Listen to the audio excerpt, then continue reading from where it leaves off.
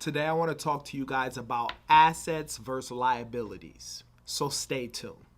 My name is Jay, and welcome to Ask a Debt Collector, a subsidiary of Clear and Strategic.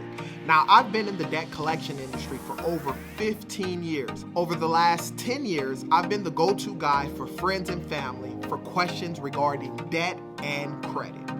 Now I want to be that person for you. If you haven't had time, please be sure to like and subscribe to this video and maybe even share it with some of your friends. Let's talk about assets versus liabilities. What I'm going to do is I'm going to give you a definition of what those are, and I'm actually going to read it. So we're going to start off with an asset. The definition is, in financial accounting, an asset is any resource owned or controlled by a business or economic entity. It is anything that can be used to produce positive income value. Assets represent values of ownership that can be converted into cash. So that's what an asset is, right? Now, let's read a definition of what a liability is.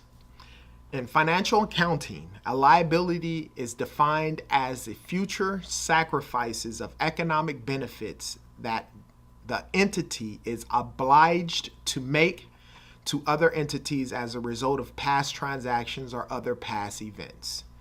Once again, the reality is your average person probably doesn't know what an asset and a liability is, including myself. I didn't learn what an asset and a liability was until maybe I was about 28, 29 years old. Unfortunately, money is something that's not really taught in school. I mean, I remember when I was in elementary school, I think like the 5th grade, we had a thing called like mid-city. So I learned how to write a check.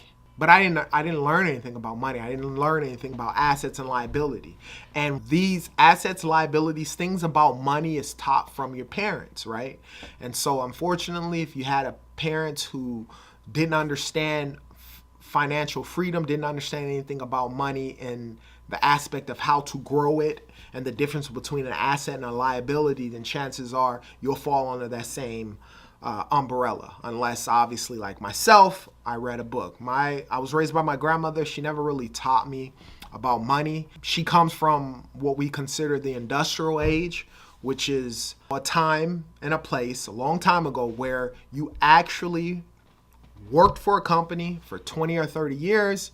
After that time span, that company took care of you until you died, right? That was the situation. So you go to college, you get a degree, you go work for a company for 20 or 30 years, and then that company takes care of you for the rest of your life. Now, we know that situation has changed, right? Most companies now, pension plans and all that stuff is a no good. What do they do now? They give what is called a 401k plan, right? Which is where you as a consumer has to basically wager your money, plus, if you're lucky, the company you work for match whatever it is that you're doing. But what happens? You put your money in the stock market.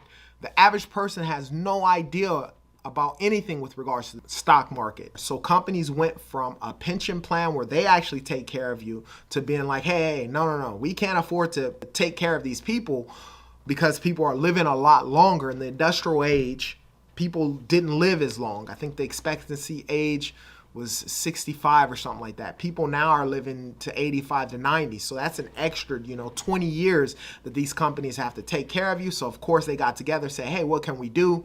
We'll come out with a 401k plan. And nothing against a 401k plan. It's a good starter. But you have to understand, most of us don't understand anything with regards to the stock market, including myself. So what happens? You throw your money in there and you just sort of kind of hope at the end that you have it.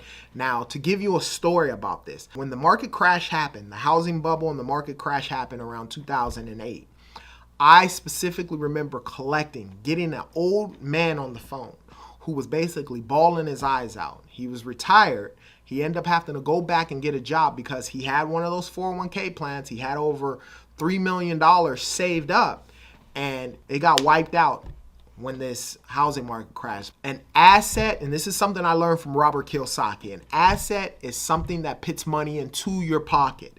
A liability is something that takes money out of your pocket. So let's give you some examples of assets versus liabilities. Your home. Most people would think that your home is an asset, but by definition it isn't. Why? Because each month you got to fork over money to pay that mortgage. So a house wouldn't be considered an asset, which is most people would think it's an asset, but it's not. It's a liability because it's taking money from you. Now your house can change from a liability to an asset. You want to know how? This is how. Let's say you have 5 bedrooms. You rented out 4 bedrooms and you lived in one of the bedrooms. Now, your mortgage and everything came out to $3,000, including taxes and everything. Now, with the rent of the other 4 rooms, if it exceeds the $3,000 that you got, as soon as it becomes $1 over the $3,000, then it becomes an asset because it's giving you money. Then that home changes from a liability to an asset. But as we know, it can go right back to liability. How? If 3 people move out, you can't find anybody to rent that, and then all of a sudden you're paying mortgage. Money's coming out of your pocket. A car, same situation. People think it's an asset. Yes, if you were filling out some documentation for a loan at a bank, they would look at your house, they would look at that car possibly as an asset. But as long as you're paying insurance and you're paying the car payment on that car, you have to put gas in it, you have to keep the maintenance and so forth, it's a liability. The only way it becomes an asset is if, let's say for instance, you went and financed 4 or 5 cars, you throw them on Turo, and you look at the maintenance of keeping the car, the insurance on the car, as well as your payments on that car, unless they were paid off. If the money that you're bringing in covers all those expenses and puts money in your pocket, then a car can become an asset and not a liability. So very simple. Assets put money into your pocket, liabilities take money from you. Now, what do wealthy people do? Now, I'm gonna tell you like straight up, having liabilities is not bad at all, right? But it depends. What wealthy people do is they allow their assets to pay for their liabilities. In one instance, let's say you wanted a brand new Lamborghini. The monthly payment on that Lamborghini is $2,500 a month, right? Which makes it a liability. What you would do is you would find some type of asset. Let's say you got a 12-unit apartment complex. After bills and everything was taken care of, you made $2,000 from that. You got to pocket that. After you paid the mortgage on the place, after you paid the people who are managing the spot, the upkeep of the spot and all of that, let's say you got a positive flow of $2,000, which will make that 12-unit apartment complex an asset.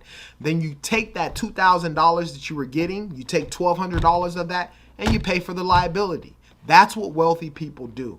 They're always accumulating a lot of assets. The more assets that you can accumulate, the more liabilities you can afford to have. Now, of course, in America, we're taught backwards. What do? It's like buying a home is like your biggest asset, and getting yourself a car to getting back and forth to work. Yes, that's something that people have to do, but you have to understand that when you do those things, if it's not putting money into your pocket, what is it? A liability. So assets put money into your pocket, liabilities take money from your pocket. If you want to become wealthy, you acquire a lot of assets, you allow your assets to pay for your liabilities, and that is true retirement, right? Instead of risking it in a 401k plan. Now, obviously, like I stated before, it's a good start, but you got to be able to understand what you're putting your money into, because you can put all your money into there, and like that consumer I dealt with many years back, you can lose it all in the blink of an eye. If you have any questions, put them down in the comment section. As always, you be great.